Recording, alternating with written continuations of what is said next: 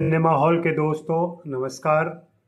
आज एक अंतराल के बाद जुगनू साहब हमारे बीच हैं और जुगनू साहब, आपका स्वागत है सिनेमा हॉल पर। आज आप क्या खास बताने जा रहे हैं? सिनेमा हॉल के दर्शकों, जुगनू का नमस्कार। आज मैं एक बहुत बेहतरीन, एवरग्रीन, सदाबहार पर्सनैलिटी के बारे बताने जा रहा हूं, जिसका इस फिल्म इंडस्ट्री के अंदर बहुत बड़ा कंट्रीब्यूशन है। जब जब इस फिल्म इंडस्ट्री की बातें होंगी तो उस पर्सनैलिटी का नाम पहले आएगा, बाद में फिल्म इंडस्ट्री का नाम आएगा। और ऐसे लोग सदियों में पैदा होते हैं और उस पर्सनैलिटी का नाम मैं बताने जा रहा हूं। देवानंद देव साहब इज एवरग्रीन पर्सनैलिटी, कमाल की पर्सनैलिटी। ऐसा उनका मिलना, उनका बात करने का स्टाइल, यहां तक कि जब उनकी फिल्म रिलीज होती थी तो हिंदुस्तान के कॉलेज जो थी बंद हो जाते थे और छुट्टी हो जाती थी, और हर थिएटर के बाहर कॉलेज के लड़के लड़कियों का हजूम और भीड़ लग जाती थी। हाउस फुल हो जाता था देव साहब के नाम से कि देव साहब की फिल्म रिलीज हुई है। ये थे देव साहब। देव साहब के बारे में काफी लोगों ने बताया होगा, पर मैं अपने बारे इसलिए बता रहा हूं। आज उनका बर्थडे है। आज वो 100 साल के हो गए हैं। लोग कहते हैं कि वो इस दुनिया को छोड़कर चले गए हैं, पर मैं यकीनन नहीं मानता कि वो इस दुनिया को छोड़ के गए हैं, क्योंकि एक दुनिया में एक फिल्म इंडस्ट्री है।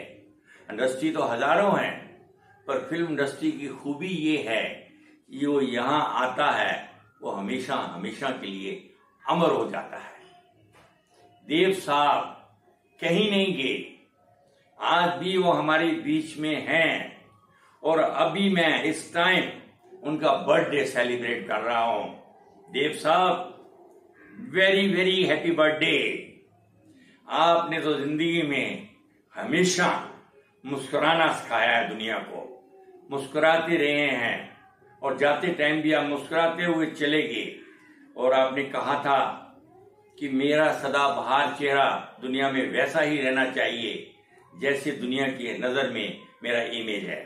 आपने जाते जाते भी अपना चेहरा किसी को नहीं दिखाया। क्यों? कि आप चाहते थे मैं सदाबहार देवानंद रहूं। और आपने जो कसम खाई थी वो आपने कसम पूरी की।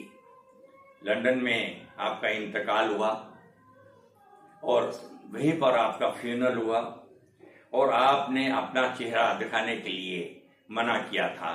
इसलिए जैसे राजकुमार साहब के बारे में भी आपने सुना होगा, उन्होंने भी यही कहा था कि मेरा एक इमेज है राजकुमार, मेरे मरने के बाद किसी को मेरा चेहरा ना दिखाया जाए, फ्यूनरल से पहले किसी को मत बताया जाए कि राजकुमार गुजर चुका है। तो इसी तरह देव साहब ने भी एक बिल लिखी थी जिसमें कहा गया था कि मेरे मरने के बाद किसी को चेहरा ना दिखाया जाए। उसका मतलब यही था कि जो सदाबहार चेहरा था, आज भी मैं देव साहब को बॉम्बे का बाबू दिख रहा हूं। बॉम्बे के बाबू, ओ माय गॉड, इतना हैंडसम हीरो, इतना खूबसूरत हीरो, गाइड, क्या पर्सनैलिटी, क्या उनके चेहरे पे रौनक और क्या उनकी लुक थी।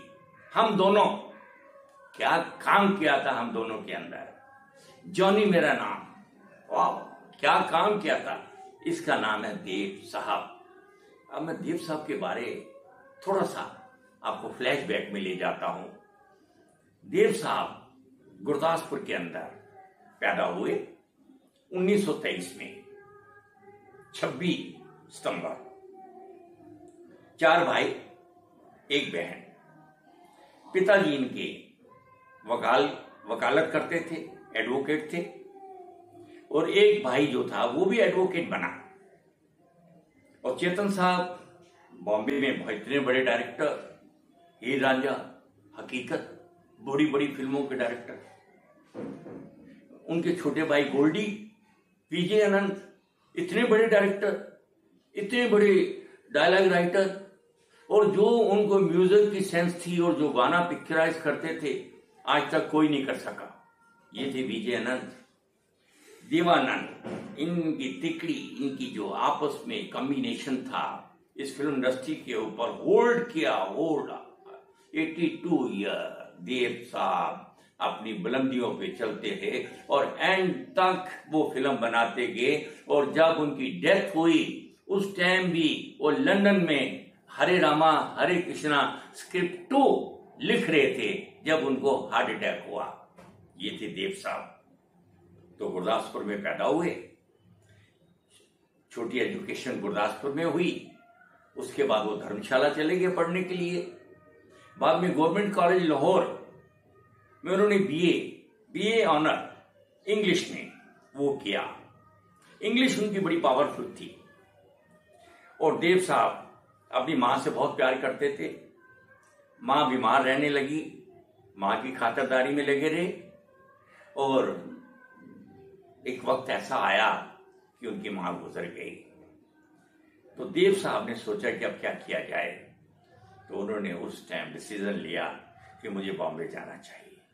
तो वो बॉम्बे चले आए 1943।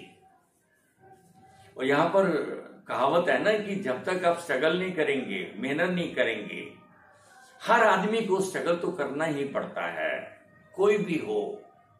तो देव साहब ने यहां बहुत स्ट्रगल की। आपको ये सुनकर हैरानी होगी, उनको स्टैम्प इकट्ठी करने का शौक था बहुत। एक टाइम ये आया कि उनके पास पैसे खत्म हो गए बिल्कुल। उन्होंने 30 रुपए के अंदर अपनी सारी स्टैम्प बेच दी। और उसके बाद उन्होंने धीरे धीरे अपना मुकाम बनाना शुरू किया, लोगों से मिलना शुरू किया। तो उनको फिल्म मिली हम एक हैं, और उसकी शूटिंग हुई पूना में। पहली फिल्म थी हम एक हैं। और वहां पर एक उनको दोस्त मिला, बेहतरीन दोस्त मिला, उसका नाम था गुरुदत्त। दोनों इकट्ठे रहते थे एक ही जगह पे, और इन दोनों ने आपस में एक कमिटमेंट कर ली कि अगर मैं डायरेक्टर बना तो मैं तेरे को हीरो लूंगा, और देव साहब ने कहा कि अगर मैं प्रोड्यूसर बना तो मैं तेरे को डायरेक्टर लूंगा। इसमें थोड़ा सा ट्विस्ट आया। गुरुदास साहब को फिल्म मिली एज ए डायरेक्टर, और गुरुदास साहब खुद उसमें हीरो बन गए। पर देव साहब की कमिटमेंट सुनिए, कमाल कमिटमेंट। उन्होंने अपना नया बैनर बनाया नवकेतन, बॉम्बे के अंदर। तो आप हैरान हो जाएंगे, पहली फिल्म उन्होंने बनाई नवकेतन के बैनर के नीचे ऑफिसर, जिसके डायरेक्टर थे चेतन साहब, उनके भाई बड़े। और जब दूसरी फिल्म उन्होंने बाजी अनाउंस की तो उसके अंदर उन्होंने गुरुदत्त साहब को डायरेक्टर लिया। गुरुदत्त साहब, देव साहब, गीता बाली, और ये फिल्म खूब चली और नवकेतन चल पड़ा। और उसमें फिर कितनी अनगिनत फिल्में बनती गई। देव साहब आगे बढ़ते गए, इन्होंने कभी पीछे मुड़ के नहीं देखा। और एक फिल्म बनी थी इनकी, पहले तो देव साहब नॉर्मल एक्टिंग करते थे, वो हाउस 44 फिल्म का नाम था। उसमें देव साहब का जो स्टाइल आया, देव साहब तो देव साहब ने जो स्टाइल हाउस नंबर 44 से देव साहब ने अपना स्टाइल बनाया, और वो स्टाइल इतना सुपरहिट हुआ कि कॉलेज के लड़के लड़कियां जो थे उस स्टाइल के ऊपर फिदा हो गए। उस टाइम 3 पर्सनैलिटियां फिल्म इंडस्ट्री में आई, देव साहब, राज कपूर, दिलीप साहब। देवराज साहब, देवानंद साहब अपनी स्टाइल से हिट थे। राजपूत साहब अपनी इमोशन और रोमांटिक फिल्म से हिट थे, और दिलीप साहब ट्रेजेडी किंग से हिट थे। इन तीनों ने इस फिल्म इंडस्ट्री के अंदर इतना बड़ा राज किया है। आज मैं देव साहब को अपने दिल से इसलिए याद कर रहा हूं कि लोग कहते हैं कि वो चले गए हैं, मैं कहता हूं कि वो गए नहीं हैं, हमारे बीच में ही हैं, हमारे साथ हैं। इधर होंगे, राइट में होंगे या लेफ्ट में होंगे, आगे होंगे या पीछे होंगे, हैं वो फिल्म इंडस्ट्री के अंदर ही हैं। सिर्फ नजर नहीं आ रहे। Dev Sahab, I love you, I like you. Dev Sahab, आप जैसी पर्सनैलिटी इस फिल्म इंडस्ट्री में दोबारा नहीं आएगी, आने वाले सदियों में भी नहीं आएगी।